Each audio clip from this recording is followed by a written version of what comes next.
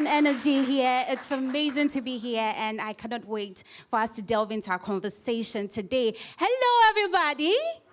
Oh, please, I like a lot of fans and energy. So, hello, everybody.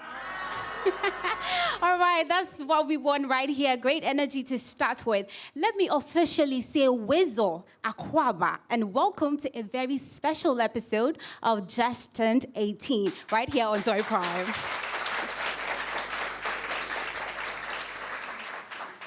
Now, my name is Loishola Adeyemi, and I am your host and moderator for today.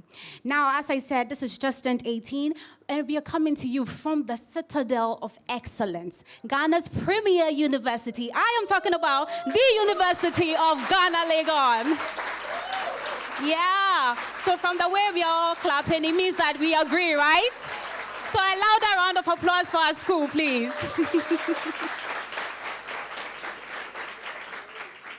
All right, so this year is an election year, and we all know that, right? As we all know that, we know that this year, many of the youths across the country who are eligible to exercise a franchise for the first time will be doing so. Because of that, Just Turned 18 has offered a platform for all of us youths, especially first-time voters, to tell and share our experiences, our expectations, and also get to participate in the presidential and parliamentary elections. Is that not good news? All right, today we have an experienced resource person amongst us. He is from the National Commission for Civic Education, and he will be helping us to appreciate why we fully need to participate in the national elections. But he won't be speaking alone. We are going to be asking all the questions that we want to know, and he's ready. In fact, he's poised. Because of us, he went to the gym today because he needed to come fully prepared, and he's going to make sure that he answers all our questions. Are we not happy about that? Before we kickstart the conversation, let me make us understand that this conversation is devoid of partisan politics. We are all political science students, so we know what partisan politics is, right? So we are going to make sure that there are no partisan politics in here. We are only going to speak on issues that matter to us and our country without bias. Now, before I introduce our special resource person, let me, say a very big thank you to our sponsors, because we couldn't have done this without them. Today, we are thanking Youth Bridge Foundation for making this dialogue possible.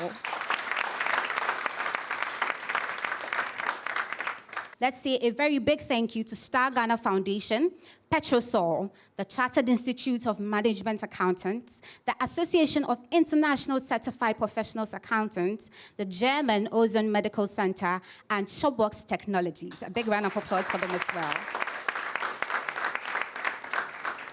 And now to our guest. I told you this man hasn't slept. We called him a few weeks ago, and he's been preparing ever since, making sure that he's going to answer all our questions. Now, let's give a very big round of applause to Director of Programs at the National Commission for Civic Education, Dr. Imran Mohammed.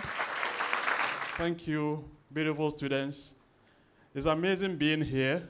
As has been mentioned, my name is Imran Mohammed, the Director for Programs at the National Commission for Civic Education. And I hope a lot of you know about us, probably through some of the activities that we've been doing, or through some media publications, and so on and so forth. But very briefly, National Commission for Civic Education is one of the independent governance institutions in addition to the Electoral Commission, the National Media Commission, the Commission on Human Rights and Administrative Justice. We are specifically mandated to carry out education on the principles and objectives of the 1992 Constitution. And in doing so, young persons are our major focal point. Our work becomes more relevant when, democracy meets elections. Elections have over the years been a central pillar of democracy. And this year, we are going into an election. We are really amplifying the existing works that we've been doing across the country. We are headquartered in Accra. We have 16 regional offices. We have offices in all the district capital. And we have staff carrying out education on a daily basis in Ghanaian languages. So briefly, that is what I would like to share with you about our commission. All right, let's put our hands together for him. I told you he hasn't slept and he has a lot to tell us and educate us. But let me also say a very big thank you to the Dean for Political Science Students Association for also making this possible. And we also have the President for Political Science Students Association here with us, Mr. President. I really envy you. When we close, please make me your vice, okay? All right. All right, because this is also an all-inclusive dialogue, we are happy to have Joyce Nyakwa Agbedozo, who will be our sign language interpreter.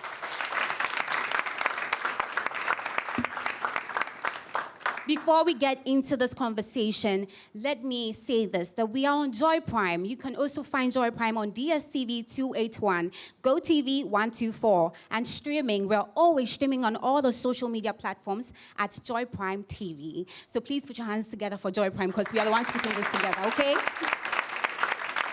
We told you we are bringing the ultimate experience, and that is what we're going to be doing. But before we do the conversation, we have to sing because we are youth, right? So please, let's be on our feet as we sing the youth anthem. Arise, Ghana youth, for your country. The nation demands your devotion. Let us all unite to uphold her and make her great and strong. We are all involved. We are all involved. We are all involved in building our motherland. Please put your hands together for yourself. Please, let's be seated. Now, let me do some small conconsa. Can I? Can I do some toli o toli? All right, so over the weeks, I've had the opportunity to speak to first-time voters like you and I, because I told you today I turned 18. Please clap for me and say happy birthday. All right, so we've been speaking to first-time voters who have told us issues, pertinent issues that would, tell them or influence the decision to vote. Now, some of them are saying that they will vote. They are excited to do that. In fact, a significant number of them who have just turned 18 said, I will vote, because they believe that they can use their kokromoti. Their vote will make a change. They're ready, prepared, and they're ready to change the situations of Ghana. Now, the other half is also saying that they are not too sure how significant their voices are when it comes to the election. So they don't know why they should go and stand in long queues to vote. Now, today I stand here because I want to find out why we as 18-year-olds would want to vote. And as I said, we're not having this conversation alone. We have with us Dr. Imurana, who is going to be answering all the questions. But before we do that, I want to see how many of us have already registered, because you know that the limited voters registration is still going on, right? How many of us have registered, have gotten our voters ID? Let me see hands. Right, there's a number of hands. Okay, so I'm coming to you. So you tell me, the experience, you just went to take it. Are you excited? How was it? Share your experience with me. Let me see those who raised their hands. I can see me, I remember, I'll come to you. All right, I see a hand here. Beautiful lady, you tell me your name. So if it's nice, I can steal it. And then you can tell me what the experience is. I am Martha. It was stressful, the queue, but we stood under the sun just to make a new ID because the first one got missing and I have to do another one. Yeah.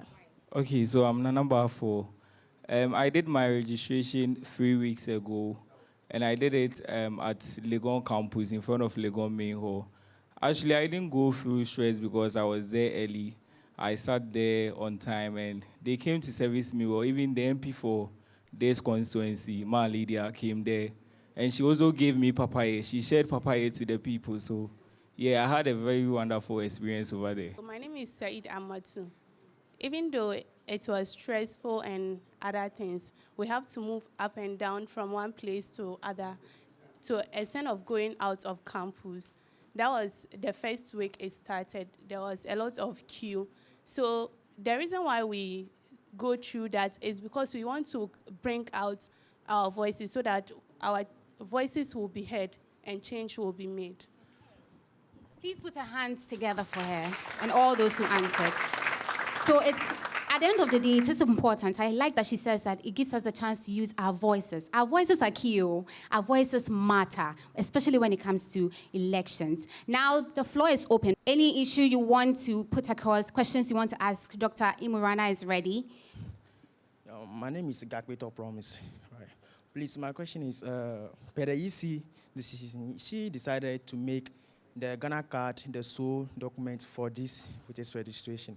So can't you see that the EC boss is trying to create some artificial barrier from other people to take part in this live voting? Because the thing is that some people really don't have the Ghana card.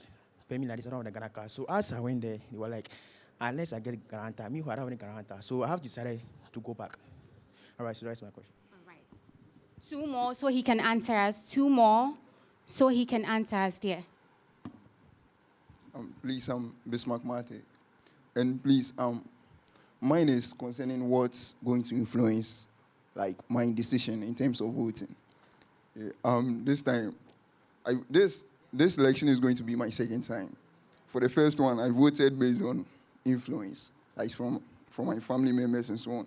But this time, I'm well informed, and I will be taking, like, some factors into consideration, like inflation and so on, the cost of things and so on. So based on these factors, will I be voting? My name is Ofoi Gifty.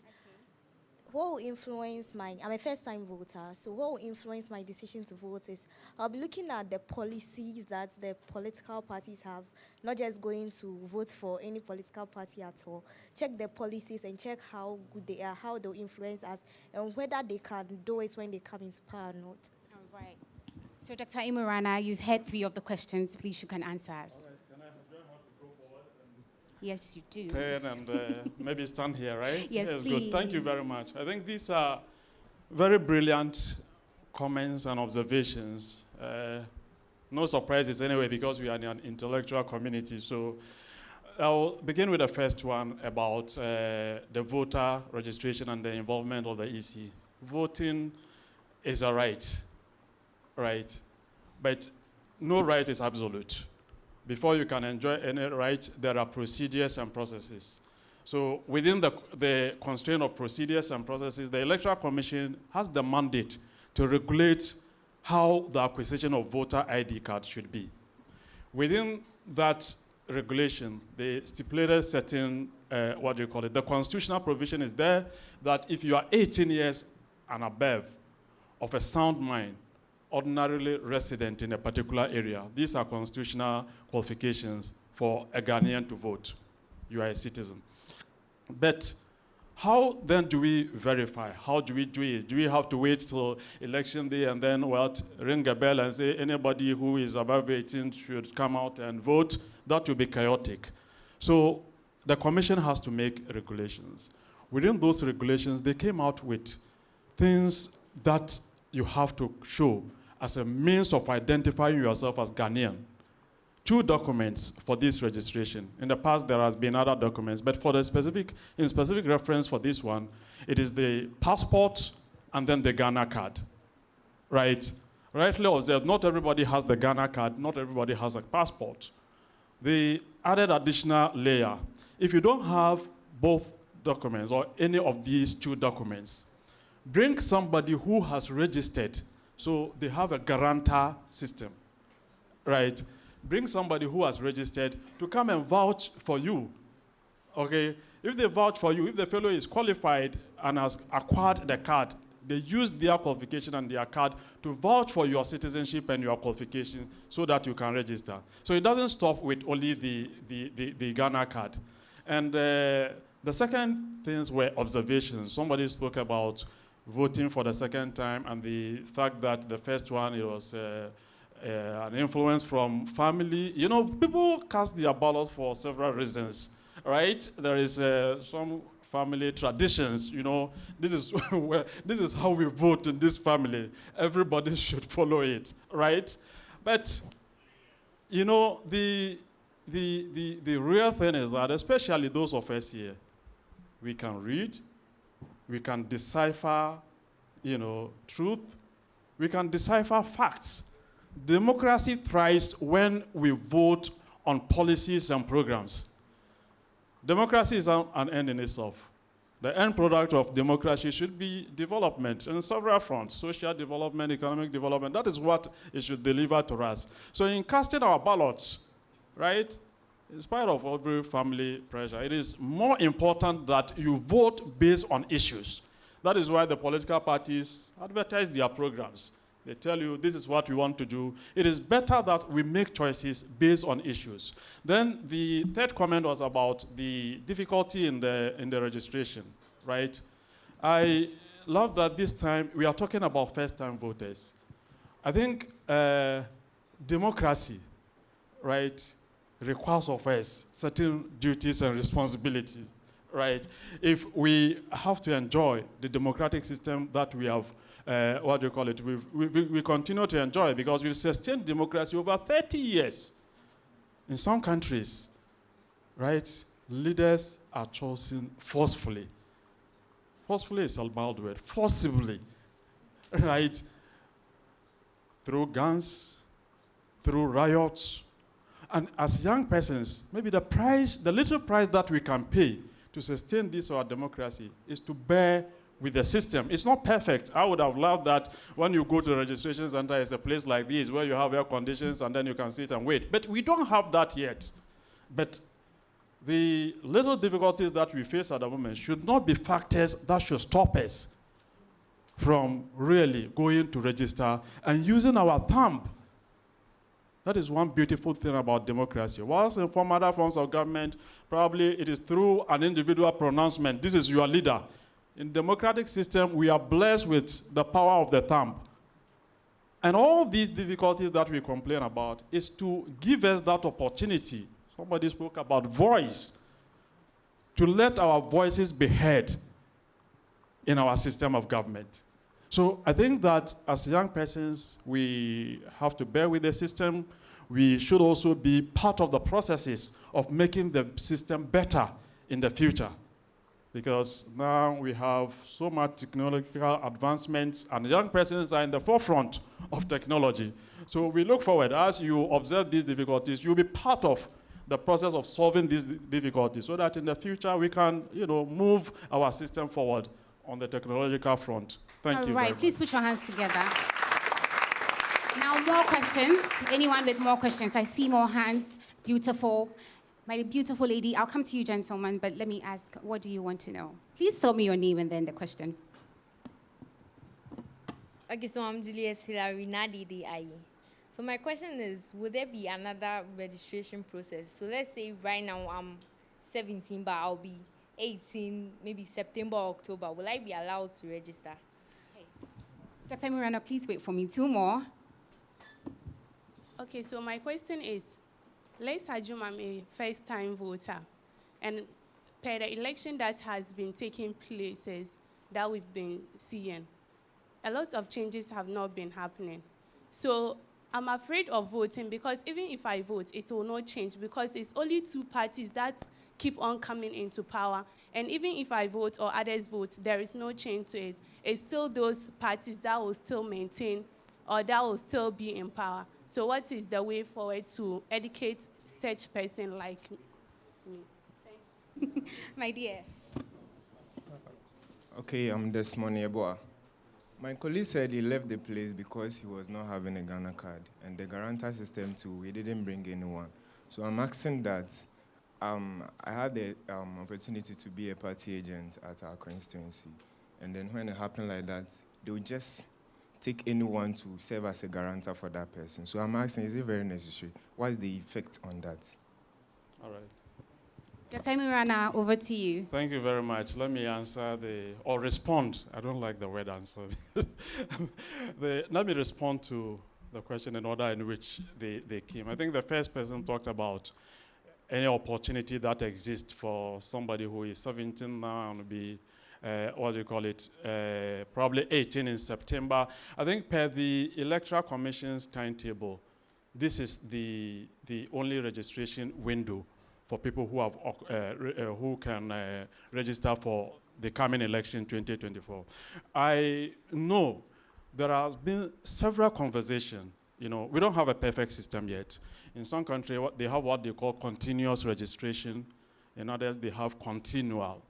right? Continuous in the sense that any day that you are 18, you can walk to a nearby Electoral Commission office and register. Continual in the sense that the commission will periodically, maybe after here in September, there is another window. But they've not, all those things have to be regulated by laws. They've not done that yet. So unfortunately, per the arrangement that they have, this is the window for people who have acquired, who have attained 18. I think in the past, others will suffer similar fate because we were 17 or 1 month before previous registrations, and we couldn't access it. But there is hope. Our democracy, I believe, that continues. If you are unable to acquire a card for this one, there will be an opportunity for you in the future when the window opens. That is not, I spoke about having rights, but rights are not absolute. They should be regulated.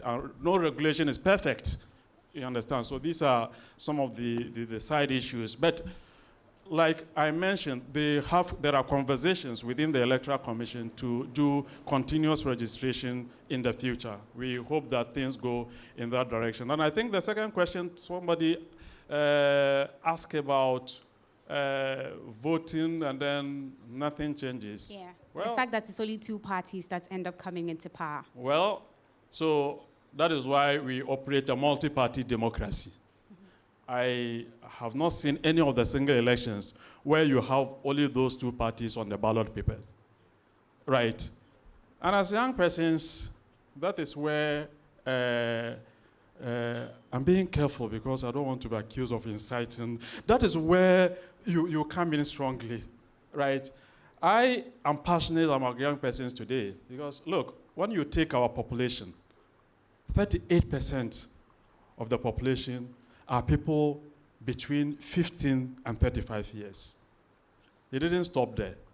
35% are people from 1 year to 14 years. When you put that together, what do you get?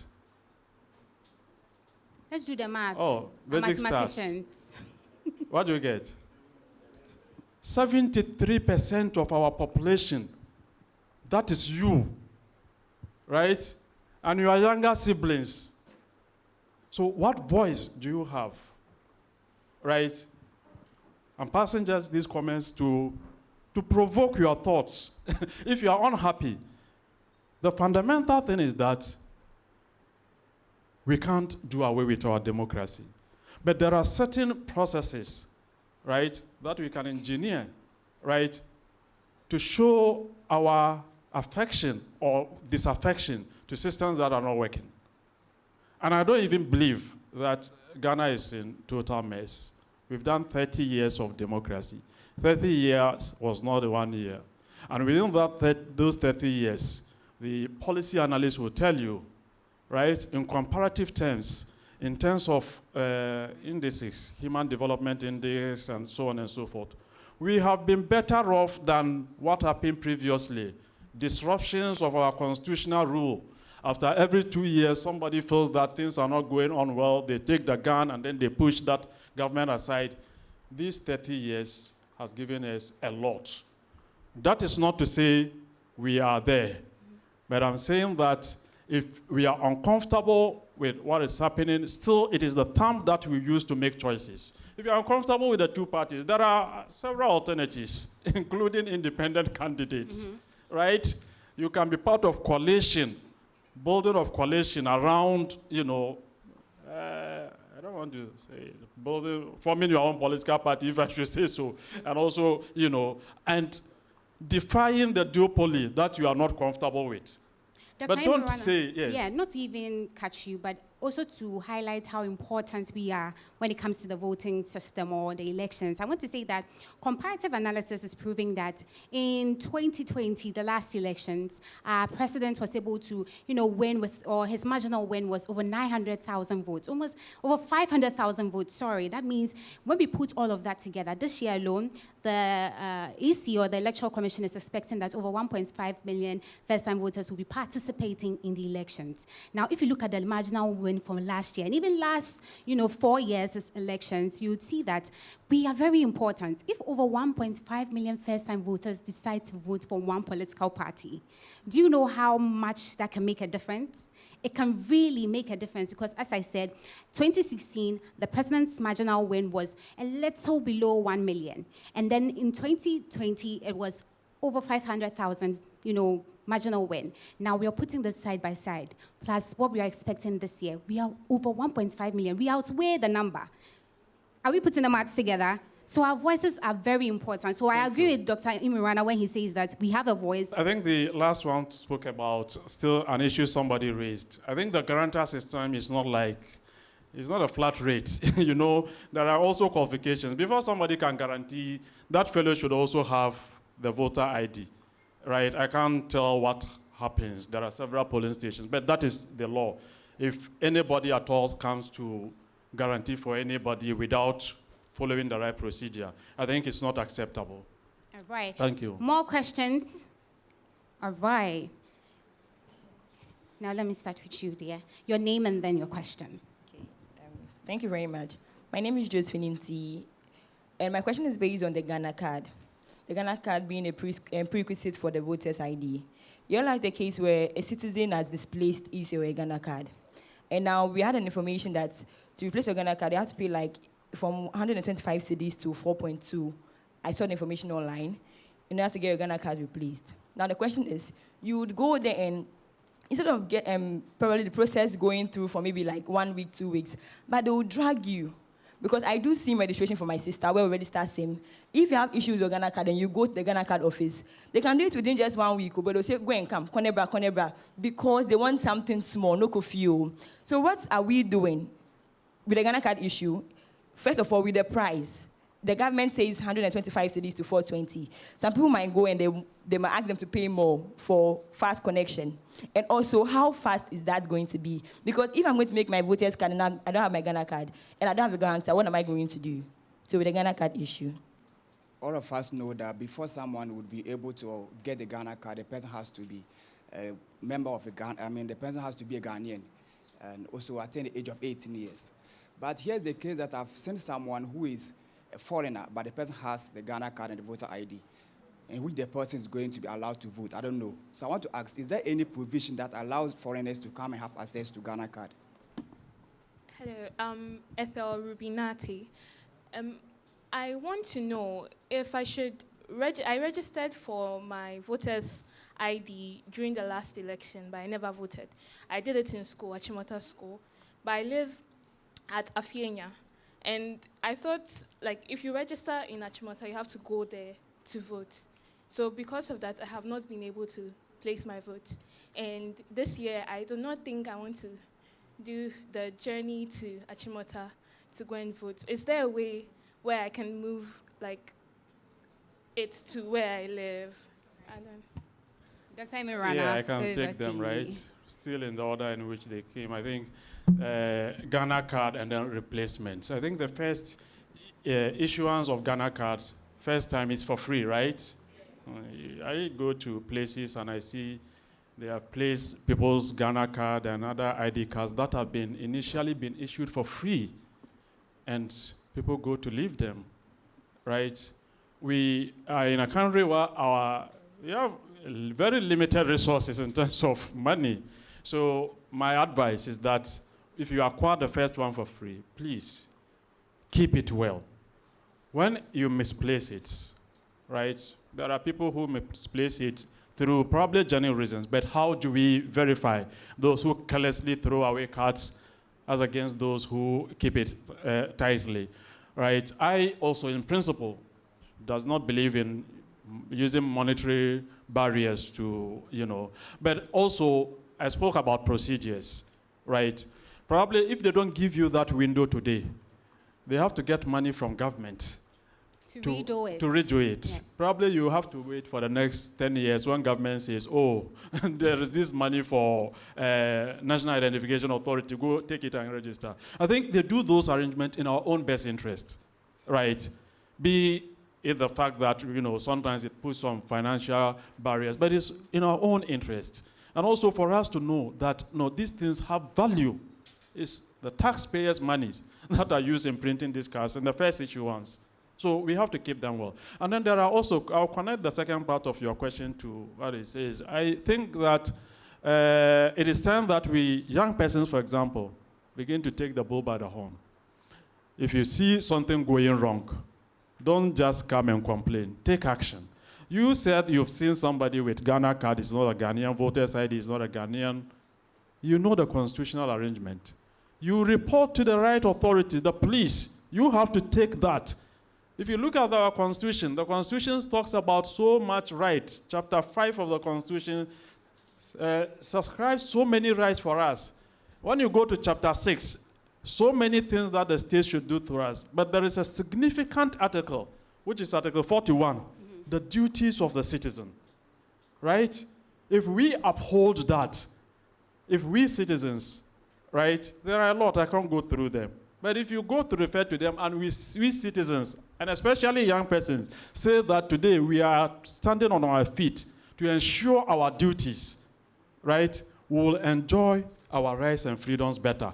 But because we don't uphold our own duties and responsibilities, then anybody does anything to us and get away with it, because we will only come and sit and complain as Ghanaians. So those are my responses. And then the final one about registering at one point, and then the next time you live in another area. I think the Electoral Commission, as part of their process, is sometimes give opportunity for voter transfer, right? You may refer to their calendar for this year. Maybe there may be such opportunity for you to transfer your vote to the place that you live now.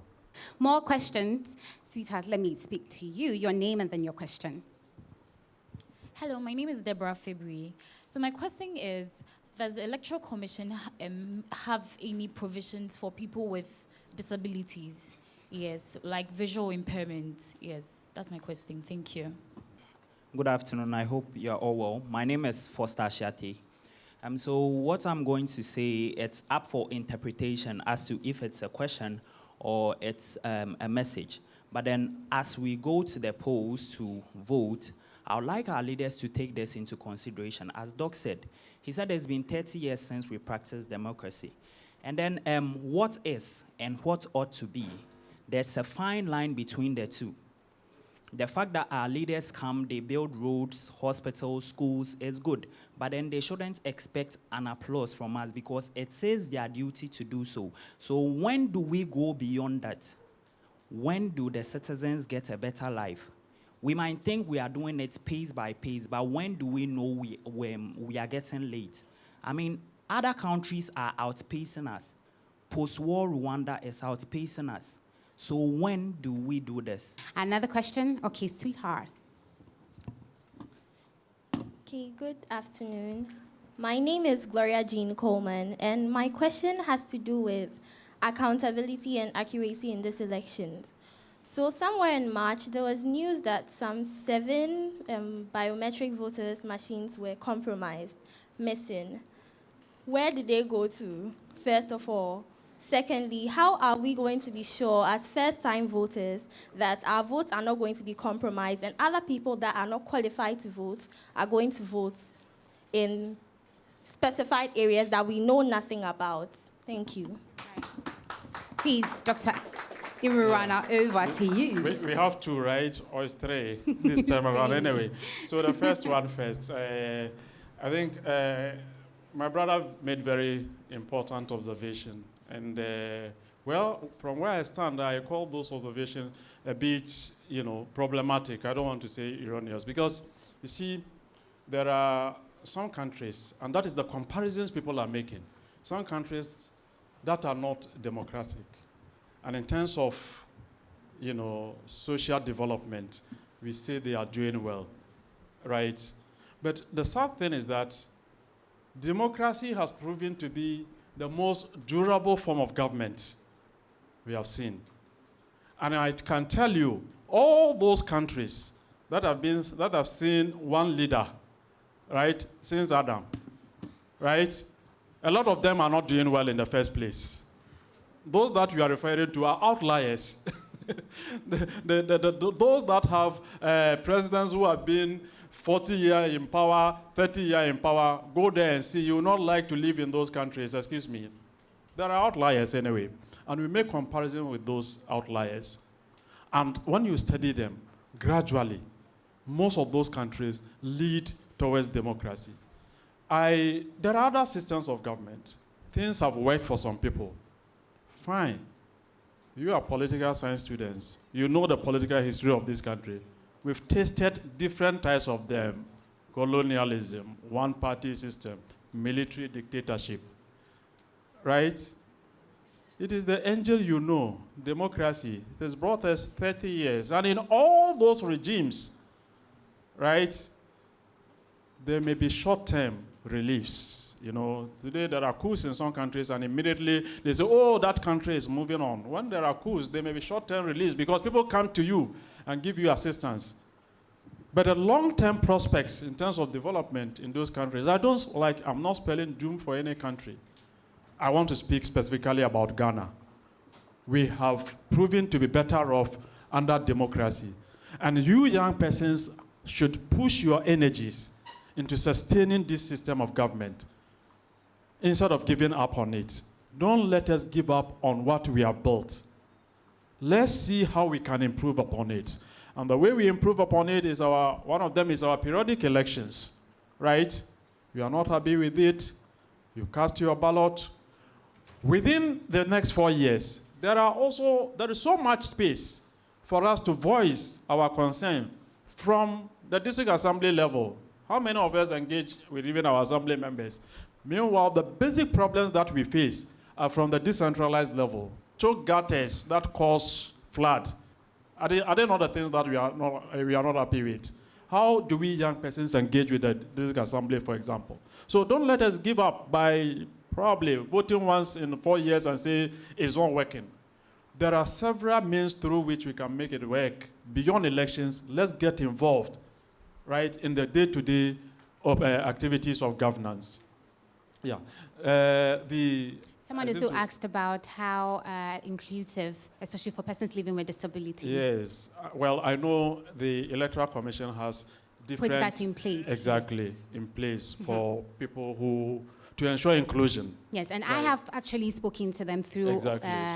Just turned 18, and they have told us that it's been a smooth process. So they get that they're taken care of because the Electoral Commission says that if you're a person living with disability, immediately you get to the place, you should be taken care of first. There are processes, and sometimes what we hear might not necessarily be the truth. I know for every polling center or polling stations, the political parties are represented. I have heard of the story of biometric machines getting missing. Right?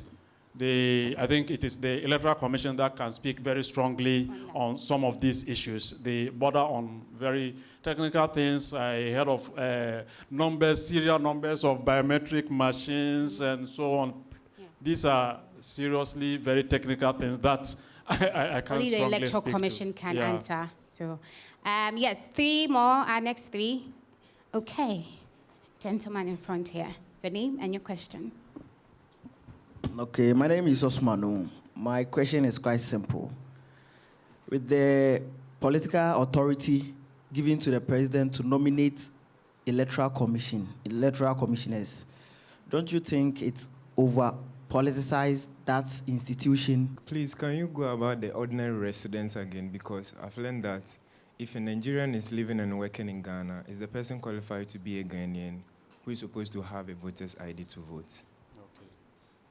I'm Mary Wellington. I want to know why I cannot walk into any office and register for my voter's ID like I can do for passport, national health, and the rest of the cards. So why? Because there is electoral violence when there is queue to register and all that. So why is it preventing the easy from? Yeah. Thank you very much. I think the first question, the appointment processes of Electoral Commission and so on and so forth. I think for now, that is the constitutional arrangement that we have. And as you mentioned, the 2 parties that have been in government, each of them has made appointment to the Electoral Commission, right? People are not happy with it. Some people, there are several arguments. There are arguments for constitutional reforms and review.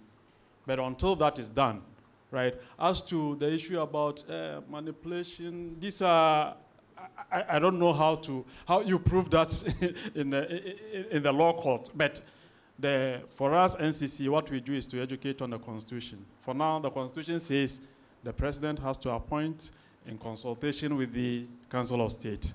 Then the second question, ordinary resident. You know, when we go through qualification, the qualifications, they are incremental. The first thing is being a citizen. So if you're an ordinary resident and you are not a citizen, you can't register. You understand? Citizenship is the foundation of qualification to register. If you are not, you can be in Ghana, you know, from independence. But if you are not a citizen, you are not supposed to register. They have, you know, sometimes there are conversations about continuous registration. But they have not passed a law to support that yet. Except that when you reach 18, you can go into any of the district office of the Electoral Commission to register. And that makes things simple. So nobody will even bust nobody to send them to any place. And I agree with you about violence. But for now, there is no law to support that yet, right? And they can't do it for now. Before we continue, let me say a very big thank you to our partners. Let me go over it again. Today, we are supported by Youth Bridge Foundation. They made this dialogue possible. We have Star Ghana Foundation, Petrosol, the Chartered Institute of Management Accountants, the Association of International Certified Professional Accountants, the German Ozone Medical Center, and Chobox Technologies.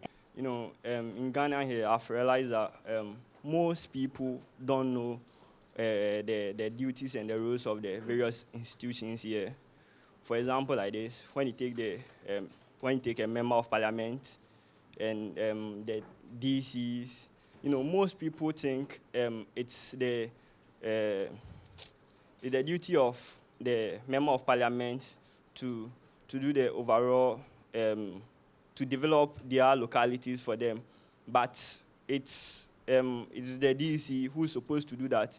But most Ghanaians think it is the duty of the member of parliament. So what's the NCC also doing about it? About educating people who are also, who didn't go to school, who are also illiterate and, you know, they don't know much about all these things. My name is Intifu Elisha Boy, and my question is based on the Ghana card. I'm someone that I'm having some error with my Ghana card, so I journeyed to Short Pond for it to be corrected. And yes, they took my details and accepted that it can be done for me. So they asked me to come and I will receive an alert to come for it later. I was here last year and I got a message from their website asking me to come with 35 cedis e-cash and come for it. And I received a message around 4 p.m. And because I was occupied here, I couldn't go journeying from here to Central Region to take it. I couldn't do that. So we vacated and I went. And I asked them that could I get it now? I was there with the money. They told me that no, I cannot get it because there is an increment. And I want to ask that, is that fair? Because I don't know. How could you send a message like that? And when I journey to the place, you tell me that I should go back because there is an increment. Even if I am having the 120 cedis with me, you cannot give it out to me. So I don't know. Is there something you can say about this for me? All right. Thank you very much. I will take the first two first, the border on us. And I'm thankful that I've been able to provoke you to turn the conversation on my organization. There is a question about, I think the two questions border on the effectiveness on the NCC. Yeah, we take feedback in good faith. But we've been doing a lot. And I can tell you, part of the reasons why, right, we are living peacefully in Ghana is partly the work of the National Commission for Civic Education, believe it or not. Not only during elections that are we seen. We are present every day. We carry out activities every day. As I sit here in the morning, I'm planning as director of programs, drawing a plan of activities for World Environmental Day. The environment is critical. Somebody talks about policies, environmental degradation. We do education on how we can sustain our environment. We have civic education clubs in school. As any of you, let me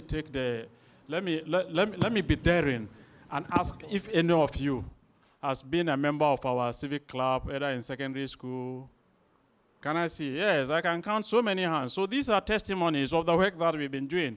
And these are people who were there when they didn't even have a card to vote. But the reality is that as those who carry out education on democracy, you agree with me, elections are very crucial in sustaining democratic governance. They are not an end to democracy, but they are very crucial. When you miss it, so if you say you see us more pronounced, let me tell you on a lighter note, these days, even prophecies, when they are giving it, they lace it with elections. Am I lying? Is it not true? Yes, so that is why it is when there is election that even you people look for us and ask, where is NCC? On ordinary day, when we go day to day to do activities, right? Sometimes we hardly get the attention of people. On radio, when people call, instead of talking about their district assembly, they would like to discuss national politics. District assembly, the role of the MP. We are a key partner of parliament in doing education. But there are certain things that roll back the work that we do. One, from institutional perspective. Two, from the citizens. Time without number. We re-echo the fact that members of parliament are to make laws. Right? Let the member of parliament go back to his constituency today. If anybody comes to ask him, what law have you made? Am I lying? We are here, even among those of us who are highly educated. What do we involve them in? Development. We go to requests on a daily basis. Then on their part, these are elections. They know they are not the people to construct roads, but they will go and make road construction as part of their promises. So it is those of us who have the knowledge. We insist that civic education is a shared responsibility. If you go back to our grassroots, we have about 1,700 staff, as against a population of 30 million. In terms of face-to-face interaction, you can see the constraint that we can face. But when we send the message here, and through you, we are able to multiply and amplify it, it will be understood. So that is actually the crux. People talk about, well, we should talk about our challenges. You see, me, if I get opportunity like this, for me, it is not the place for me to come and say, I have not been paid my salary. Right? What will it change? I have to use this platform to amplify the work that I'm doing. And that is what we are doing here. And nobody should say, at least from here, I've gotten witnesses. Please, on daily basis, if you Google the work that we do, right, you will see us present. I've mentioned the social media. Today, because of population, face-to-face interaction is becoming complex. But on daily basis, we have media, we are present on social media. So if you want to see us, please look for us. We are also looking for you. We can't do it all. Last year, in this hall, I was here when we revived our civic education club here. And we've replicated that in several institutions. Thank you very much. So please, as she heard, he says, help him help you. Look for him or look for them so they can also find you, okay? All right, so this is our last round of questions. This time we're doing 5 and we're done. So please, 5 people, questions? Yes, my name is Alma Lati. And my question is, I'll be a first-time voter this year. But my question is concerning the factors which discourage us when we are going to cast our votes. There was a by-election at Ejisu, and after the interview, we heard the woman say even if a stone was the candidate, she would still vote for that particular political party. So hearing comments like that for first-time voters, makes us doubtful as to whether or not our vote will really incite change. Because it seems the long-time voters are more hell-bent on the political party rather than looking at the policies or the condition of the situation around them. So I want to know what you have to say to us concerning people who think like this. Okay, I'm Desmond. I want to ask, how can we know that some policies are just sloganeering? Regards to the political parties who have been sharing money at the various polling stations, for we the first-time voters, what should we do when they approach us? For me like this, what I'll do is I'll reject the money. Because no, it's true. Like you are trying to tell me that I'm a fool. It's true. You are trying to tell me that I'm a fool. So what I'll do is I'll reject the money. Then I'll vote against you. I'll make sure I'll vote against you. But I've been talking to most of our guys, and they've been telling me that they will take the money and vote. So what do you have to tell them? Okay. He says he's jackpotting from the money. Can I take the 3 so that I don't forget? All right, 3. First one talks about, I don't want the expression disillusionment with the system. Somebody says, oh, if they put a stone. I earlier on spoke about, the fact that people vote for different reasons, right? People vote on family traditions. People vote on different reasons. But the best way to vote is to vote on policies and programs, right? That best way is the difficult way. It is the difficult way that will give you the dividend that democracy should give you. And I always insist that I'm glad that we are holding this conversation here, because we are the people who can decipher, we can tell right from wrong, true from lies, right? Then it sends me to issue about policies, right? And slogans, right? They are, what do you call it, chicken and egg situation. Certain things come out as pronouncement and they yield results. There are also some plenty paperwork, right, on issues. And you hardly say these are the outcomes of them. But by and large, it depends on us, right? All these people that are coming clamoring for our vote, they are not descending from the skies, we know, right? So we have to make the right choices. Choices that fits our orientation based on, actionable options. If somebody comes to tell you this, and you see that this thing is far away from the truth, we are lucky here. We know, we know our situations. So if somebody is telling you something that you think this is a fairy tale, use your mind. Then sends me to the issue about money. And I think it's one of the things at NCC we have flagged as an unfortunate development, right, in our democratic journey. The influence of money in politics. And these are things that nobody will shy away from, because the politicians themselves are coming out to complain. I paid 1,000 and our opponent paid 2,000. The way the thing is going is not good at all, but you have paid. No, have you not heard from them themselves when they meet their delegates and then they sometimes outsmarted or outreached by their opponents? Don't they come to complain? There are laws that bar voter inducements. The laws of Ghana shone upon that, right?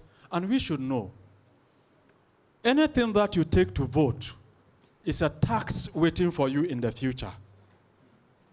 So monies that we take today, I'm pleased, my brother, you have taken the path of righteousness, so you will reject the money, right? I will not outrightly condemn your colleagues who say they will take, but I will remind them, politics is public service.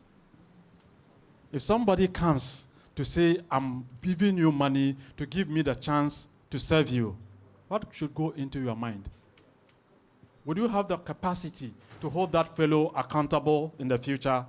So let's think through these things very carefully.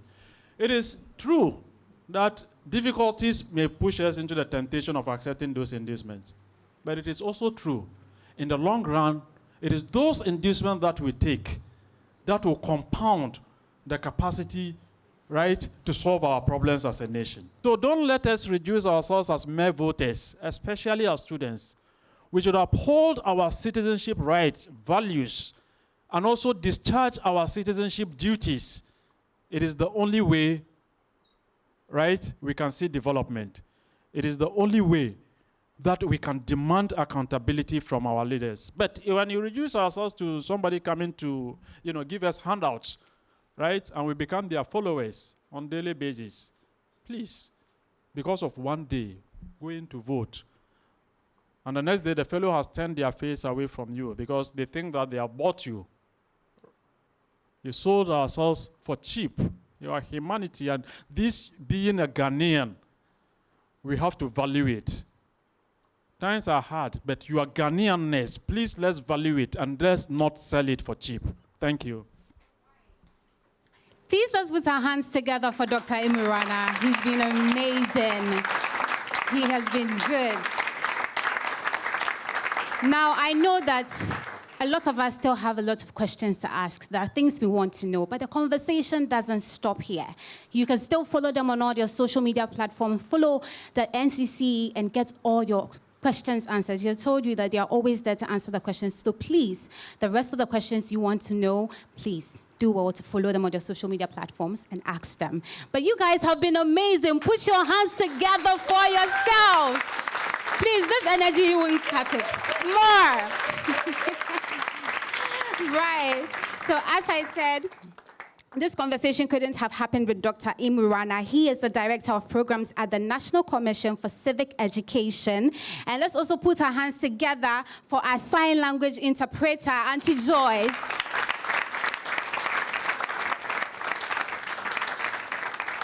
And also, because I like a lot of fans, I think I've also done my job well. Didn't I do my job? Please put your hands together for me. So yes, as I said, this is just turned 18. This has been a very insightful conversation, hasn't it been?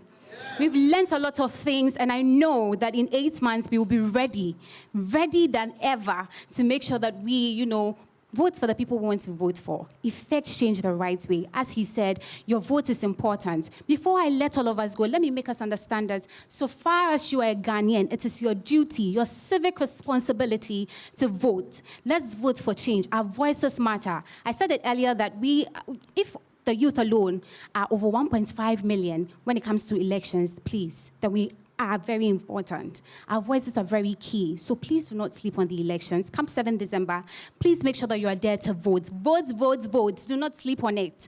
And please, enjoy yourselves as you do that, because we are young and we deserve to enjoy ourselves. Please, let's put our hands together for ourselves again.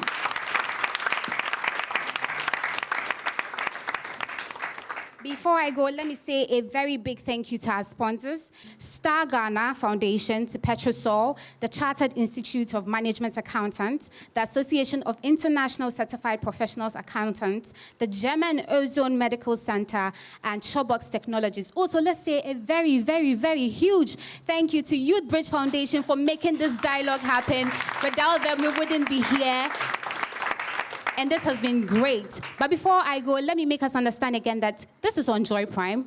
We show this every Saturday at 10 a.m. and on Joy News on Mondays at 1:30. So if you don't watch us on Saturday, quickly tune into Joy News and then watch, okay, at 1:30 on Mondays. Let me also say a very big thank you to the Dean of our POSA. Please clap, clap, clap, clap, clap. And also the President of POSA. Mr. President, thank you so much for making this happen. This has been an amazing conversation, but as I said, this conversation doesn't stop. We are here till the end of the elections. We're making sure that we get from every youth, the Ghanaian youth, especially first-time voters, we want to still know pertinent issues that will influence the decision to vote. So every time we'll be here. If you don't see me now, you see me in your community very, very soon. My name is Loishola Adeyemi, and this has been Just Turned 18. Until you see me in your area, do have an amazing time, and remember that you see me very, very soon. Just Turned 18 has been amazing.